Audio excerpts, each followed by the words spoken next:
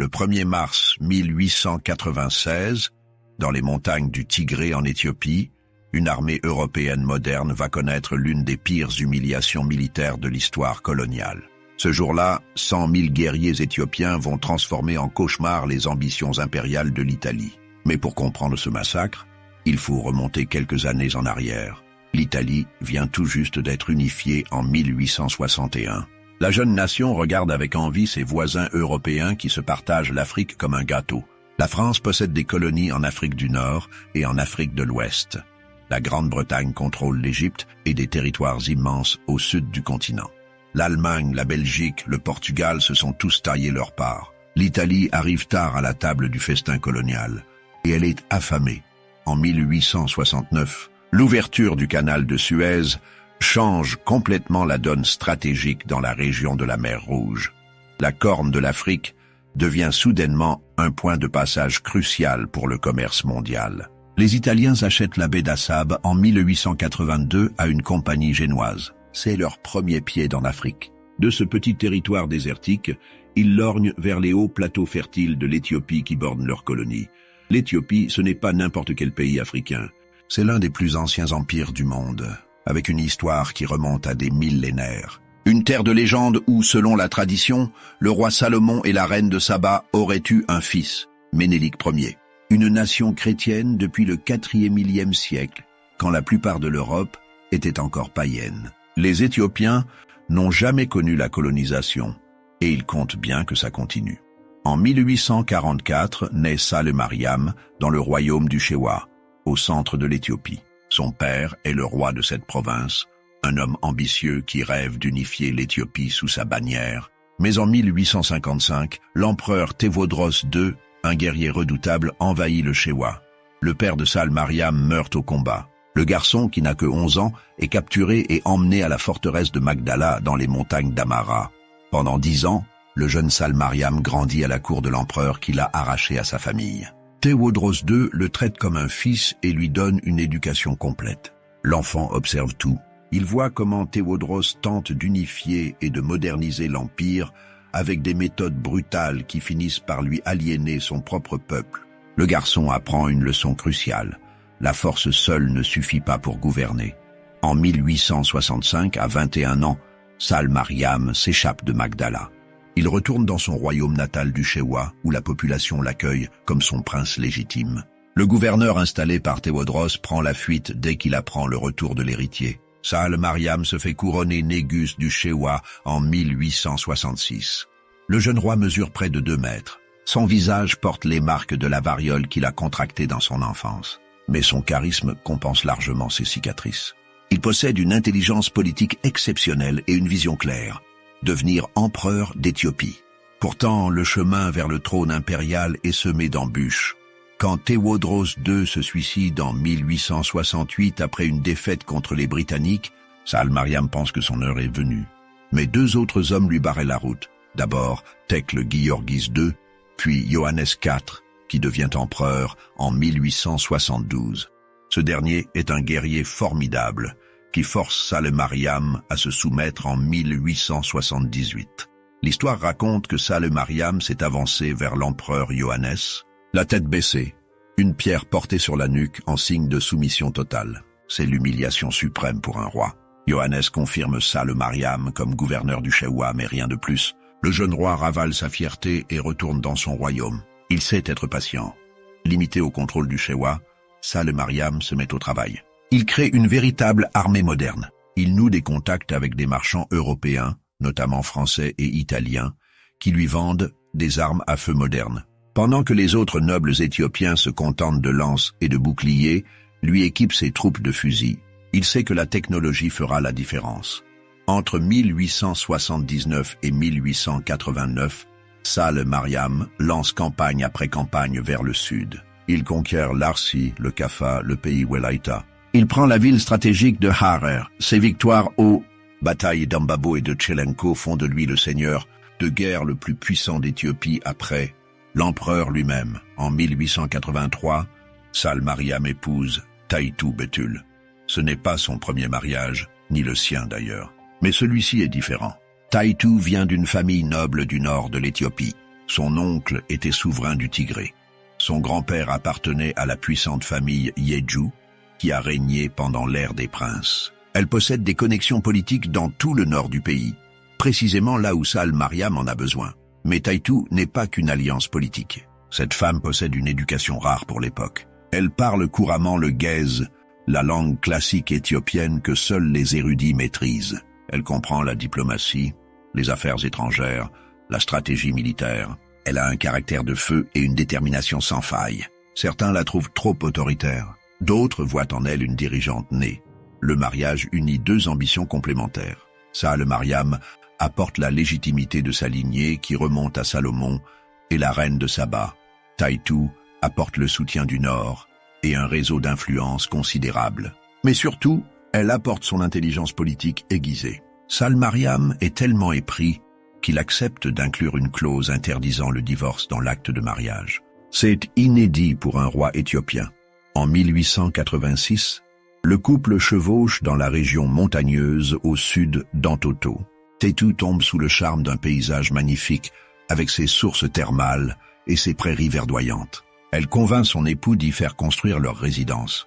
Ils baptisent le lieu Addis Abeba, la nouvelle fleur. Ce qui n'est qu'un campement va devenir la capitale de l'Éthiopie moderne.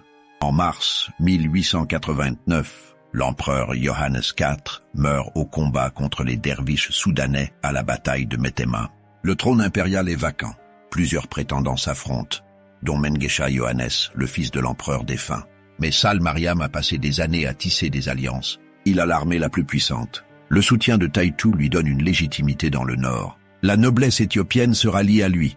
Le 3 novembre 1889, Sal Mariam est couronné Negus Negest, roi des rois d'Éthiopie. Il prend le nom de Ménélik II, en référence au fils légendaire de Salomon. Taytu Betul devient impératrice d'Éthiopie. À partir de ce moment, elle ne sera plus seulement l'épouse de l'empereur. Elle deviendra sa conseillère la plus écoutée, sa stratège militaire, et parfois même celle qui dirige quand Ménélik hésite. 2 jours après son couronnement, le 2 mai 1889, Ménélik II signe un traité avec l'Italie à Wuchal, un petit village éthiopien. Sur le papier, c'est un traité d'amitié perpétuelle. Les Italiens prêtent de l'argent à Ménélik et lui fournissent des armes modernes. En échange, l'Éthiopie reconnaît l'Érythrée comme colonie italienne. Le représentant italien, le comte Antonelli, présente 2 versions du traité. Une version en amharique pour Ménélik, une version en italien pour Rome. Ménélik signe sans se douter du piège monumental qui vient de se refermer sur lui. L'article 17 est le poison caché dans ce traité. Dans la version amharique, cet article stipule que l'empereur d'Éthiopie peut, s'il le souhaite, utiliser les services diplomatiques italiens pour communiquer avec les autres puissances. C'est une simple option. Mais dans la version italienne, le même article dit que l'empereur doit obligatoirement passer par l'Italie pour toute relation diplomatique, ce qui fait de l'Éthiopie un protectorat italien. Les Italiens croient avoir réussi le coup du siècle. Ils pensent que Ménélik, comme tous les nègres, selon leurs propres termes racistes, est trop stupide pour découvrir la supercherie. Ils se trompent lourdement. En 1890, Taytu Betul tombe sur la version italienne du traité. Elle lit l'article 17 et comprend immédiatement la trahison. Furieuse, elle montre le document à Ménélik. L'empereur est fou de rage. Il écrit immédiatement à toutes les chancelleries européennes pour dénoncer la duperie. Mais les puissances coloniales ont déjà reconnu les prétentions italiennes sur l'Éthiopie. Elles s'en fichent qu'un pays africain ait été dupé. Taytu écrit une lettre cinglante à l'ambassadeur d'Italie en 1890. « Vous voudriez faire passer l'Éthiopie pour votre protectorat, mais il n'en sera jamais ainsi. Cette femme ne mâche pas ses mots. Elle pousse Ménélik à tenir bon. Certains conseillers suggèrent d'accepter un compromis. Taytu refuse net. Pour elle, c'est une question de souveraineté nationale et de dignité. Pendant 3 ans, les tensions montent. Les Italiens, depuis leur base d'Érythrée, commencent à pénétrer sur le territoire éthiopien. Ils occupent des villes, installent des garnisons. Ils attendent que Ménélik accepte leur version du traité. Mais l'empereur joue la montre. Il continue d'acheter des armes à la France et à la Russie. Il agrandit son armée. Il conquiert de nouveaux territoires au sud pour renforcer sa base de pouvoir. Le 12 février 1893, Ménélik II dénonce officiellement le traité de Wuchale. Il écrit aux puissances européennes « L'Éthiopie n'a besoin de personne. Elle peut rester telle qu'elle a été pendant 14 siècles. C'est une déclaration de guerre à peine voilée. Rome est humiliée. Le Premier ministre Francesco Crispi, un fervent nationaliste bout de rage. Il veut une revanche éclatante. En janvier 1895, les Italiens passent à l'action.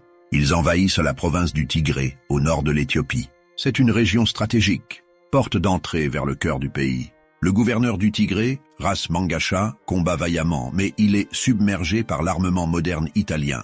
Le 17 décembre 1895, Ménélique II décrète la mobilisation générale. Son appel résonne dans tout l'Empire. De toutes les provinces, des guerriers convergent vers le nord. Du Shewa, du Kaffa, du Welaïta, du Harar, ils viennent par dizaines de milliers. Certains ont des fusils modernes. D'autres portent des lances et des boucliers en peau de bête hérités de leurs ancêtres. Mais tous brûlent de défendre leurs terres contre l'envahisseur. L'armée éthiopienne remporte plusieurs victoires pendant l'hiver 1880-1896. Les Italiens sont repoussés progressivement.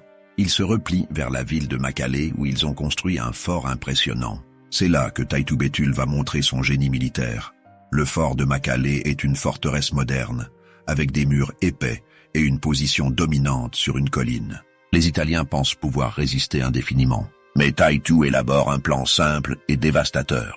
Elle conseille à Ras Mekonnen, cousin de Ménélique et père du futur empereur Haïlé Sélassié, de couper l'approvisionnement en eau du fort. Les soldats italiens et leurs auxiliaires érythréens, les Askaris, commencent à souffrir de la soif sous le soleil brûlant. Pendant 2 semaines, les Éthiopiens bombardent le fort jour et nuit avec leurs canons. Le 21 janvier 1896, les assiégés se rendent. C'est une victoire humiliante pour l'armée italienne. Les nouvelles de la chute de Makallé arrivent à Rome et provoquent une onde de choc. Les Italiens se replient encore plus au nord, vers Adigrat, tout près de la frontière érythréenne. Leur commandant, le général Oreste Baratieri, établit son camp à Soria, un endroit fortifié à environ 25 km d'Adoua. Il sait qu'il est en infériorité numérique. Ses troupes comptent environ 17 500 soldats italiens et 7 500 askaris érythréens. Face à lui, Ménélique rassemble une armée colossale.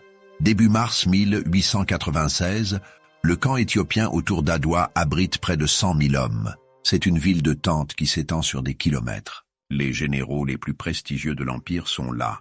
Ras Mekonnen, commandant exceptionnel. Ras Alula Njida, le héros de la bataille de Dogali où il a déjà écrasé une colonne italienne en 1887. Balcha Safo, guerrier légendaire. Et bien sûr, Taitu Betul qui supervise la stratégie avec Ménélique. Les Éthiopiens ont environ 100 000 fusils, dont la moitié sont des armes modernes à tir rapide. Ils possèdent 40 canons.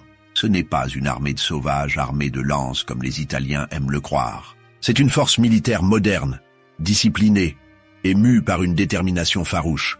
À Rome, Francesco Crispi est dans une situation politique catastrophique. Son gouvernement est critiqué de toutes parts. L'opposition socialiste dénonce l'aventure coloniale comme un gaspillage de vie et d'argent. La population italienne commence à se demander pourquoi leurs fils meurent en Afrique. Crispi a désespérément besoin d'une victoire militaire éclatante pour sauver sa carrière. Le général Baratieri, lui, sait qu'il joue sa vie. À 58 ans, c'est un militaire chevronné qui a participé aux guerres d'unification italienne. 6 mois plus tôt, il était acclamé comme un héros national. Maintenant, après la chute de Makallé, il est critiqué dans la presse. Certains l'accusent d'incompétence. Il doit se racheter. Le 7 février 1896, Baratieri aperçoit l'immense armée éthiopienne qui prend position autour d'Adoua. Il comprend qu'il ne peut pas gagner une bataille frontale. Sa stratégie est de rester dans ses fortifications et d'attendre. L'armée éthiopienne est massive, mais elle consomme des quantités énormes de nourriture. Baratieri espère que la famine forcera Ménélique à attaquer ses positions retranchées, où l'armement italien moderne fera la différence. C'est une stratégie sensée. Ménélique fait face à un problème logistique colossal. Nourrir 100 000 hommes dans cette région montagneuse est un cauchemar. Chaque jour, les provisions s'amenuisent. Le temps joue contre les Éthiopiens, mais Crispi s'impatiente. Chaque jour qui passe sans victoire l'affaiblit politiquement. Il bombarde Baratieri de télégrammes. Le 28 février, il envoie un message sans équivoque. Engagez le conflit immédiatement. Le général n'a plus le choix. Il doit attaquer. Le 29 février 1896 au soir, Baratieri réunit ses officiers pour une conférence de guerre. Il leur expose son plan. L'armée italienne quittera le camp de Soria pendant la nuit pour effectuer une marche d'approche. À l'aube du 1er mars, ils attaqueront l'armée éthiopienne par surprise. Le plan paraît audacieux. Les Italiens vont diviser leurs forces en 4 colonnes qui progresseront sur un terrain montagneux difficile, de nuit, pour prendre position avant le lever du soleil. Chaque colonne a des objectifs précis, occuper des sommets stratégiques qui dominent le camp éthiopien. Une fois en place, elles pourront pilonner l'ennemi avec leur artillerie supérieure. Plusieurs officiers font remarquer que c'est extrêmement risqué. Les cartes dont ils disposent sont imprécises. Les chemins dans ces montagnes sont trompeurs. Mais Baratieri balaie leurs objections. Il a reçu ses ordres de Rome. Il doit attaquer et il va attaquer. Ce que Baratieri ignore, c'est que les Éthiopiens disposent d'un réseau d'espions exceptionnel. Des paysans, des bergers, des marchands surveillent chaque mouvement italien et rapportent tout à Taitu Betul, qui coordonne les renseignements. Elle sait que les Italiens vont attaquer. Elle connaît même l'heure approximative. Les Éthiopiens ne seront pas pris par surprise. À 21 h, le 29 février, l'armée italienne quitte le camp de Soria. La nuit est noire. Seules quelques torches éclairent la longue colonne qui s'étire sur les chemins de montagne. Les soldats progressent en silence, chargés de leurs fusils, de leurs munitions, de leurs provisions. Ils sont nerveux mais confiants. Après tout, ce sont des Européens civilisés face à des Africains. La supériorité raciale est un dogme en cette fin de 19e siècle. La première colonne, commandée par le général Matteo Albertone, compte environ 4000 hommes, dont une majorité d'Ascari érythréens. La deuxième colonne, sous les ordres du général Giuseppe Arimondi, comprend 4600 soldats. La troisième colonne du général Vittorio da Bormida compte 3900 hommes. La quatrième colonne, la réserve commandée par le général Giuseppe Elena, rassemble 3000 soldats. Au total, environ 17 500 hommes avancent dans la nuit. Mais rapidement, tout commence à mal tourner. Les cartes italiennes sont terriblement inexactes. Les chemins se ressemblent tous dans l'obscurité. Les colonnes se perdent. Albertone, qui devrait être le plus à gauche, dérive vers le centre. Da Bormida, qui devrait être à droite, s'enfonce trop profondément dans les lignes éthiopiennes sans s'en rendre compte. À l'aube du 1er mars 1896, l'armée italienne n'est pas du tout positionnée comme prévu. Les 4 colonnes sont désorganisées, séparées par des kilomètres, incapables de se soutenir mutuellement. C'est exactement le pire scénario possible face à un ennemi qui connaît parfaitement le terrain. Dans le camp éthiopien, Ménélique II est informé à 5 h du matin que les Italiens approchent. L'empereur ne panique pas. Il a attendu ce moment. Autour de lui, ses généraux sont déjà en selle. Taitu Betul, en tenue de combat, coordonne les derniers préparatifs. Elle ne restera pas en arrière. Cette femme va mener elle-même des troupes au combat. Le 1er mars est un jour sacré dans le calendrier de l'église éthiopienne orthodoxe. Les Italiens pensaient que beaucoup de soldats éthiopiens seraient occupés par des rites religieux et moins vigilants. C'est une erreur de calcul monumentale. Les guerriers éthiopiens considèrent que défendre leur terre est justement l'acte religieux suprême qu'ils peuvent accomplir en ce jour béni. À 5 h 30 du matin, la colonne d'Albertone se heurte aux avant-postes éthiopiens. 500 gardes surveillent à l'entrée du camp, mais rapidement, des milliers de guerriers affluent. Albertone réalise avec horreur qu'il s'est aventuré beaucoup trop près du camp ennemi. Il est maintenant isolé, coupé du reste de l'armée italienne. Taitu Betul prend personnellement le commandement des premières troupes qui contre-attaquent. Elle chevauche à la tête de milliers de guerriers. Les chroniqueurs éthiopiens racontent qu'elle portait une cape blanche, qui flottait derrière elle comme un drapeau. Sa présence galvanise les soldats qui se ruent sur la colonne d'Albertone en poussant des cris de guerre qui glacent le sang des Italiens. Le combat est d'une violence inouïe. Les Éthiopiens attaquent par vagues successives. Leur tactique privilégie la mobilité et la rapidité plutôt que les formations rigides à l'européenne. La cavalerie charge encore et encore les positions italiennes pendant que l'infanterie tire et se replie, tire et avance, dans un flux constant qui ne laisse aucun répit à l'ennemi. Albertone tente désespérément de tenir sa position. Ses soldats tirent salve après salve. Mais pour chaque Éthiopien qui tombe, 10 autres prennent sa place. La colonne italienne commence à reculer, puis le recul devient une retraite.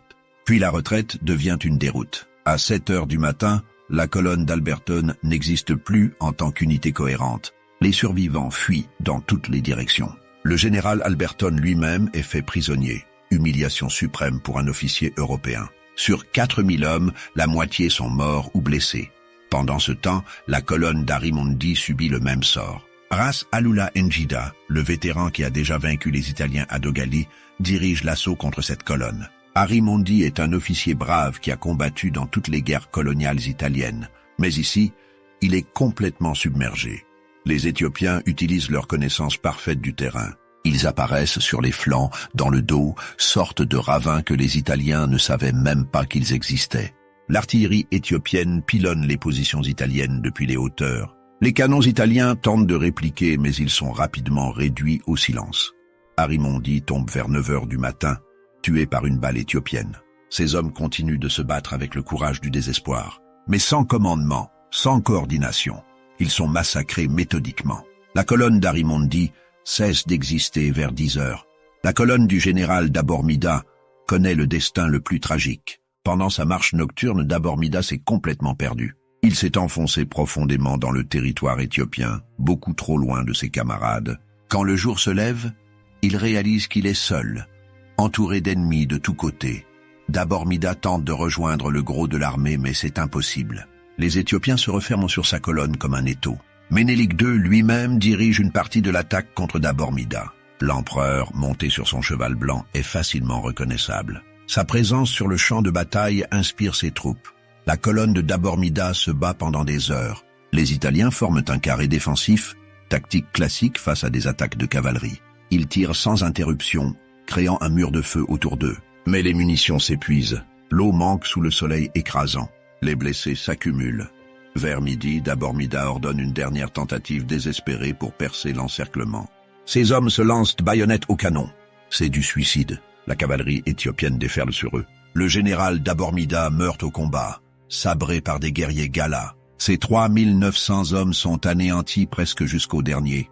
Un chroniqueur éthiopien, Gebre Selassie, témoin de la bataille, écrira plus tard « Il est difficile de mettre en mots ce que nous avons vu de nos propres yeux et entendu de nos oreilles en ce jour à Adwa.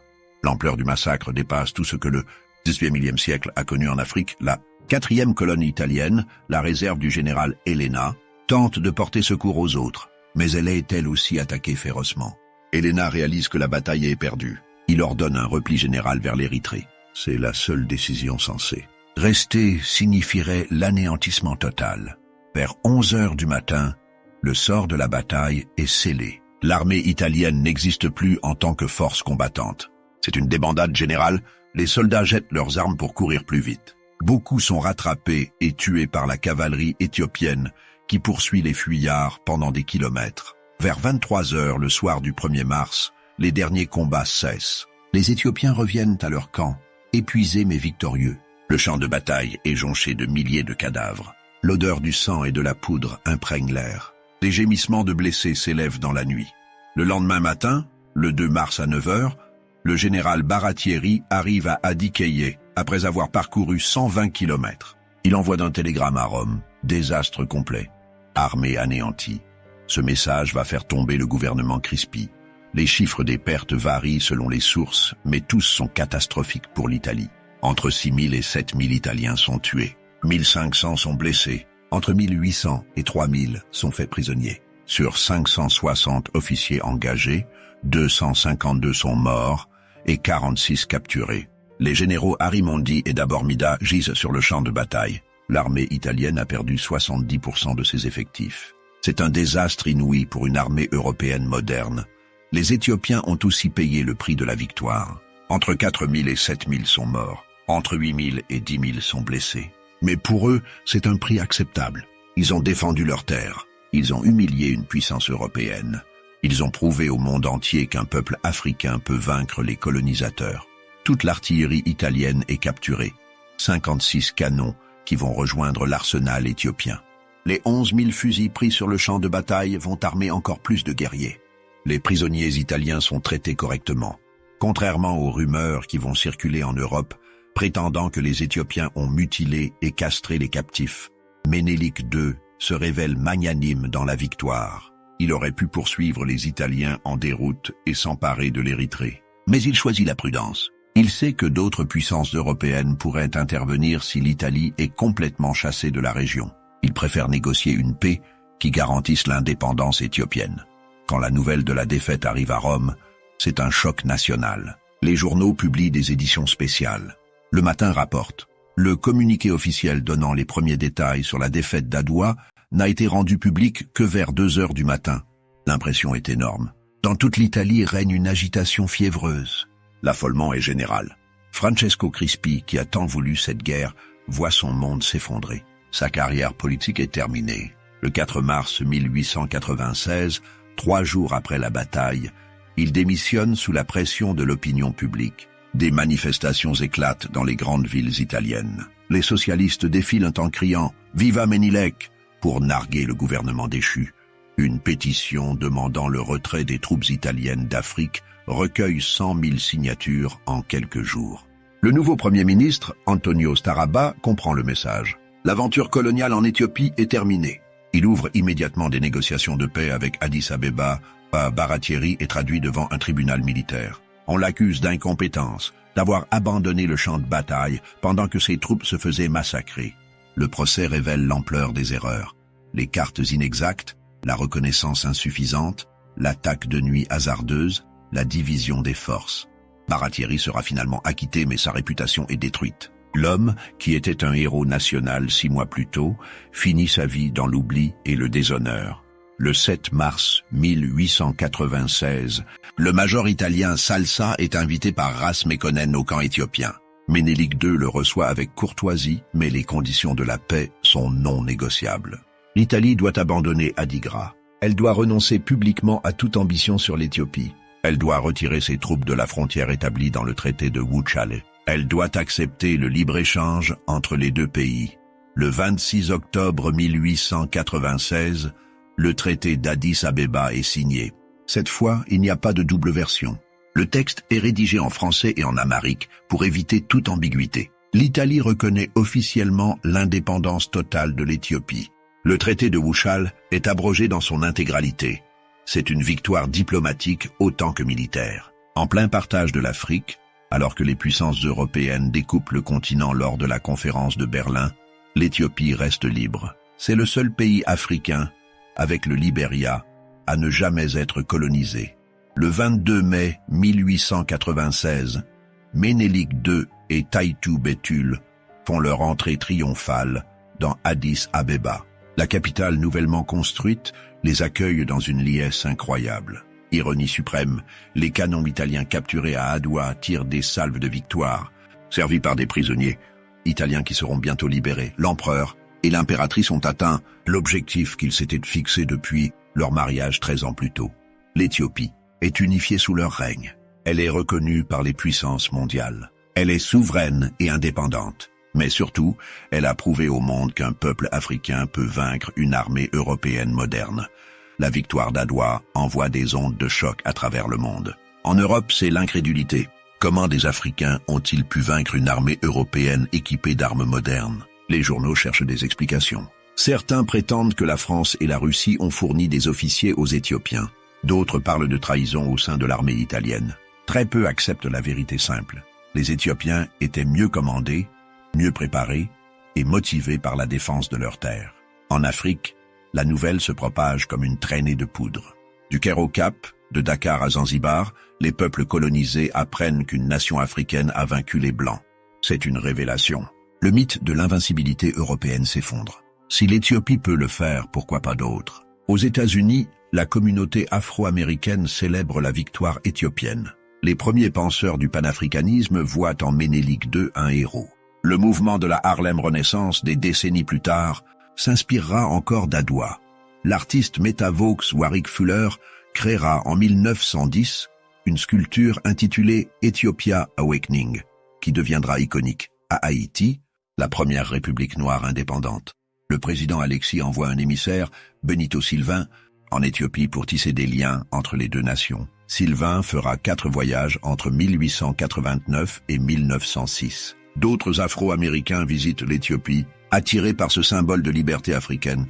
En 1911, l'écrivain de la Gold Coast, futur Ghana, J.E. Casely Hayford, publie un livre intitulé Ethiopia Unbound, avec cette dédicace « Au fils de l'Éthiopie du monde entier ». L'Éthiopie devient un symbole pour tous les peuples noirs opprimés. Elle représente la preuve vivante que la résistance est possible, que la victoire est possible. Après Adwa, Ménélik II sait que la victoire militaire seule ne suffira pas. Il doit moderniser son empire pour le protéger des futures menaces. Sans plan global précis, mais avec un intérêt sincère pour les nouvelles technologies, il lance une série de réformes. Les premières écoles publiques sont construites. La première ouvre en 1906, suivie de l'école Ménélik II à Addis Abeba en 1908, puis d'une troisième à Harer en 1894, pour la première fois de l'histoire éthiopienne. Des étudiants partent étudier à l'étranger, certains jusqu'en Russie. Le système de santé se développe. Une campagne de vaccination contre la variole est lancée en 1898. L'hôpital de la Croix-Rouge russe ouvre en 1897. L'hôpital Ras Mekonnen à Harer suit en 1902. L'hôpital Ménélik II est inauguré en 1910. Le système postal est créé en 1894 avec un bureau central tenu par des Français. 2 ans plus tard, l'Éthiopie adhère à l'Union postale universelle, rejoignant officiellement le concert des nations modernes. Des routes sont construites, notamment entre Addis Abeba et Addis Salem, et entre Dir Dawa et Harar. Des ponts franchissent des rivières qui coupaient auparavant les provinces. Les bicyclettes font leur apparition dans la capitale en décembre 1907, importées par Bentley et Centième. Les automobiles arrivent en janvier 1908, mais le symbole ultime de la modernisation est le chemin de fer. En 1897 commence la construction de la ligne franco-éthiopienne qui reliera Addis Abeba à Djibouti, donnant à l'Éthiopie un accès direct à la mer.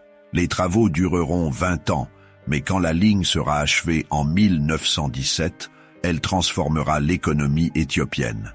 L'empereur introduit le téléphone et l'électricité à Addis Abeba. Il réforme le système fiscal avec le Gebar Maderia qui remplace l'ancien Ristgult. Cette réforme modernise la collecte des impôts et l'approvisionnement des armées, même si elle créera des tensions avec certains nobles traditionnels du Tigré attachés à l'ancien système. Taitu Betul observe ces changements avec scepticisme. Cette femme traditionnaliste se méfie des technologies occidentales. Elle préférerait que l'Éthiopie reste fidèle à ses coutumes ancestrales, mais elle n'a pas le pouvoir de s'opposer frontalement aux réformes de Ménélik, qui restent très populaires. L'impératrice se concentre sur ce qu'elle fait le mieux, la politique. Elle exerce une influence énorme sur les affaires de l'État. Le médecin français Paul Mérab, proche du couple impérial, la décrit ainsi: l'impératrice est forte, intelligente, fort éveillée sur les choses de l'Europe. Elle prend part à toutes les affaires du pays. Les questions internationales l'intéressent au plus haut point. Certains nobles trouvent Taitu trop autoritaire. Elle dit régulièrement « Imbi », absolument pas. Alors que Ménélik, plus consensuel, évite de dire non directement. Cette femme de caractère se fait des ennemis à la cour. Mais elle s'en fiche. Elle a sauvé l'Éthiopie de la colonisation et elle le sait. En 1906, Ménélik II tombe gravement malade. Des attaques d'apoplexie le frappent en 1906, 1908 et 1909. La troisième le laisse paralysé et presque incapable de parler. L'homme qui a unifié l'Éthiopie et vaincu les Italiens devient l'ombre de lui-même. Taitu Betul assume de facto le pouvoir. Pendant 4 ans, de 1909 à 1913, c'est elle qui dirige l'Éthiopie. Elle ne porte pas le titre de régente officiellement, mais dans les faits, elle gouverne. Elle s'occupe de son époux malade tout en gérant les affaires de l'État et en tentant d'influencer la succession. L'impératrice n'a pas eu d'enfant avec Ménélik. Elle pousse pour que sa belle-fille Zewditu devienne l'héritière, ce qui ramènerait le pouvoir vers Gondar, sa région d'origine. Mais le Conseil des ministres s'oppose à elle. En 1908, Ménélik a désigné son petit-fils Lige Iyassu comme successeur. Taitu ne peut défaire cette décision. En 1910, un coup d'État du palais écarte Taitu du pouvoir effectif. Le clergé et les ministres, qui ont toujours trouvé cette femme trop forte, la cantonnent aux soins de son époux. Elle perd son influence politique, mais elle reste aux côtés de Ménélik jusqu'à la fin. Dans la nuit du 12 au 13 décembre 1913, l'empereur Ménélik II rend son dernier souffle. Il a 69 ans. Il laisse derrière lui une Éthiopie transformée. Le pays a doublé sa superficie grâce à ses conquêtes. Il est reconnu internationalement comme un État souverain. Il possède une capitale moderne, des routes, des écoles, des hôpitaux, un chemin de fer en construction, mais surtout, Ménélik laisse un héritage immatériel infiniment plus précieux. La preuve qu'une nation africaine peut résister à la colonisation européenne. La victoire d'Adwa restera gravée dans la mémoire collective. Comme le jour où les Africains ont tenu tête aux colonisateurs et ont gagné, l'Ijiasu devient officiellement empereur, mais il est encore jeune et impétueux. Une régence est établie. Le pays entre dans une période de trouble. En 1916, Ieyasu est renversé par un coup d'État. Zewditu, la belle-fille de Taitu, monte sur le trône comme Negiste, impératrice d'Éthiopie. C'est peut-être l'ultime victoire de Taitu, même si elle n'a plus de pouvoir officiel. La nouvelle impératrice offre à Taitu de revenir vivre au palais. La vieille dame refuse. Elle a vécu le pouvoir suprême et ne veut pas devenir une simple invitée à la cour. Elle demande la permission de finir ses jours à Gondar, dans sa région natale. Cette requête lui est refusée. Elle reste à Entoto, près d'Addis Abeba, dans une semi-retraite. Le 11 février 1918, Taitu Betul s'éteint à 67 ans. Elle est enterrée dans le mausolée du palais Ménélik à Addis Abeba, aux côtés de son époux. Les chroniques officielles de l'époque sont dures avec elle. On la décrit comme autoritaire, xénophobe, obstinée. Ce n'est que des décennies plus tard que les historiens réévalueront son rôle. L'historienne américaine Chris Prouty démontrera que la méfiance de Taitu envers les Européens était parfaitement rationnelle. En 1890, toute l'Afrique était en train d'être colonisée. Sa vigilance et sa fermeté ont permis à l'Éthiopie de rester libre. Son génie stratégique à Makallé et Adwa a été déterminant dans la victoire. Aujourd'hui, Taitu Betul est reconnue comme l'une des plus grandes impératrices de l'histoire éthiopienne. Sur les peintures traditionnelles représentant la bataille d'Adwa, elle occupe toujours la deuxième place après Ménélik. Une inscription sur une œuvre conservée à la Smithsonian Institution dit « Impératrice Taitu, lumière d'Éthiopie ». Curieusement, son nom reste vivant en Italie.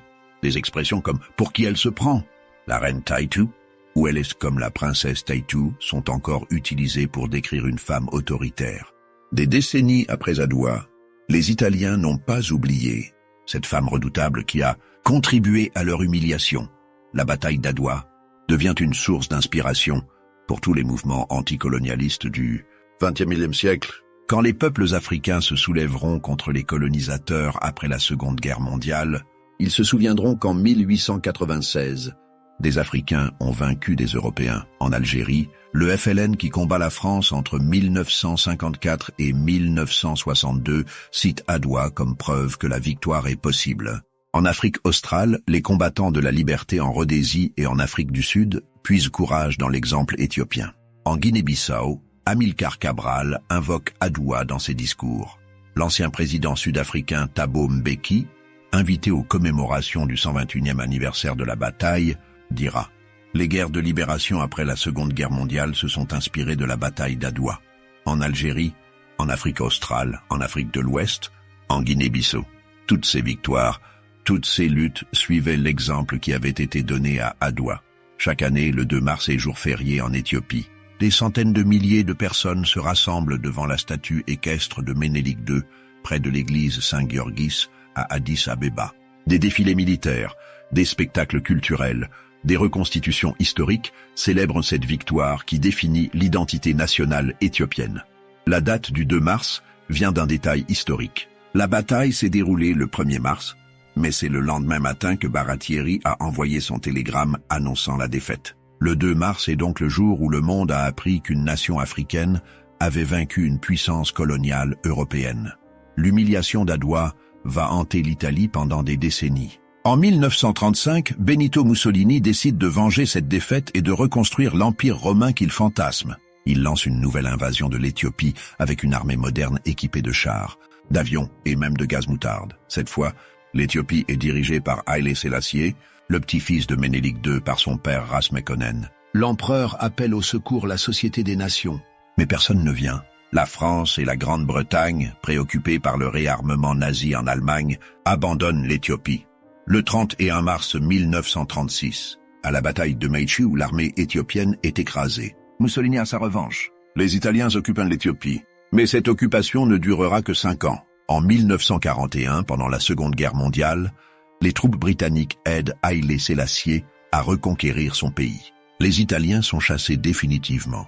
Ainsi, l'Éthiopie a battu l'Italie 2 fois dans son histoire. Cette double victoire renforce encore le prestige du pays auprès des peuples africains et de la diaspora mondiale. L'Éthiopie devient le symbole de la résistance africaine, le pays qui n'a jamais vraiment été colonisé, celui qui a toujours su défendre sa liberté.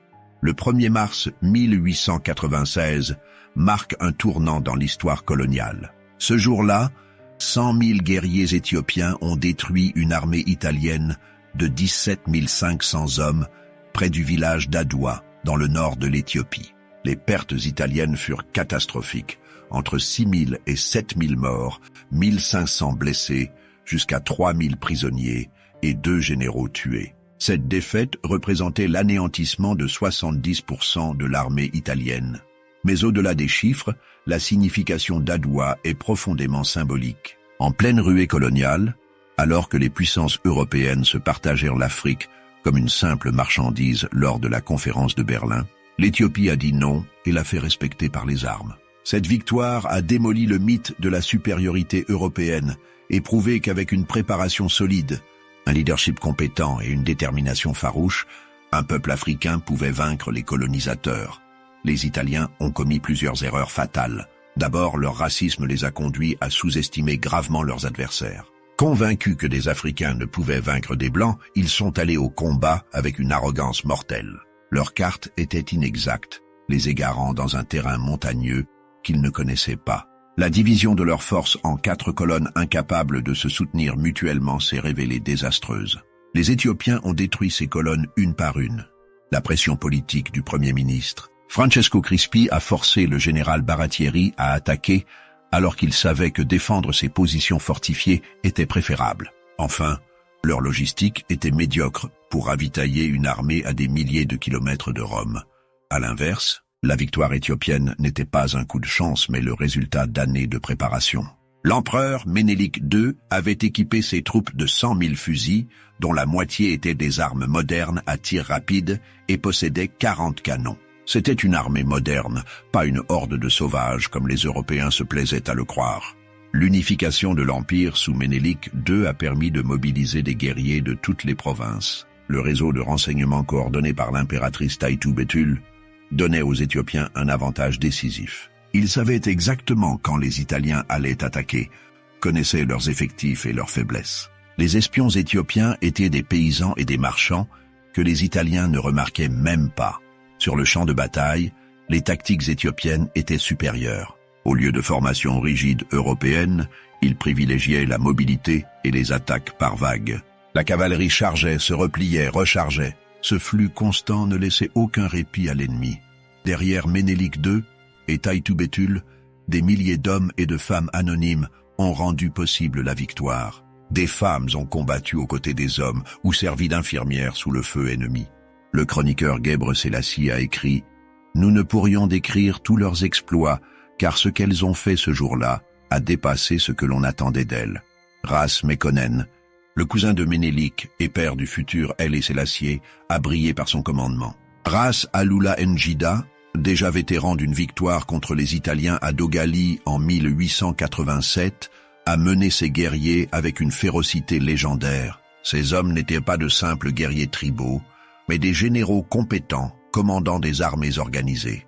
La bataille avait une dimension spirituelle profonde. Elle s'est déroulée un dimanche sacré dans le calendrier orthodoxe éthiopien. Les soldats voyaient ce combat comme une croisade religieuse défendant une terre chrétienne vieille de 15 siècles. L'Église a béni l'armée. Des prêtres ont accompagné les troupes. Les peintures traditionnelles montrent Saint-Georges chevauchant pour aider les défenseurs. Après Adoua, l'Éthiopie est devenue un modèle de résistance anticoloniale. Le pays a rejoint la Société des Nations en 1923 et Addis Abeba est devenu plus tard le siège de l'Organisation de l'Unité africaine puis de l'Union africaine. La capitale fondée par Taïtou Bétul est devenue la capitale diplomatique de l'Afrique. Le mouvement Rastafari en Jamaïque a vénéré Haïlé Sélassié précisément parce qu'il représentait un dirigeant noir jamais colonisé. Marcus Garvey et son mouvement panafricain se sont inspirés de l'Éthiopie. Les couleurs du drapeau éthiopien, vert, jaune, rouge, sont devenues les couleurs panafricaines. Les mouvements de libération africains du XXe siècle ont tous été inspirés par Adwa. Kwame Nkrumah, Julius Nyerere, Ahmed Sékou Touré ont regardé vers l'Éthiopie comme preuve que les Africains pouvaient se gouverner eux-mêmes. Au-delà de son importance pour l'Afrique, Adwa porte un message universel. C'est l'histoire d'un peuple qui a refusé la soumission et prouvé que la détermination et l'intelligence stratégique peuvent compenser la supériorité technologique. Ce message résonne partout où des peuples luttent contre l'oppression. Adwa enseigne l'importance de l'unité nationale, le rôle crucial du leadership et rappelle que l'histoire n'est pas linéaire. En 1896, les empires coloniaux semblaient invincibles. Pourtant, dans les montagnes éthiopiennes, l'impossible est devenu réel. Cette victoire annonçait un monde où les peuples colonisés reconquéraient leur liberté. Plus d'un siècle après, Adwa reste le symbole qu'aucun peuple n'est destiné à l'esclavage, qu'aucune nation n'est condamnée à la soumission et que la liberté vaut tous les sacrifices.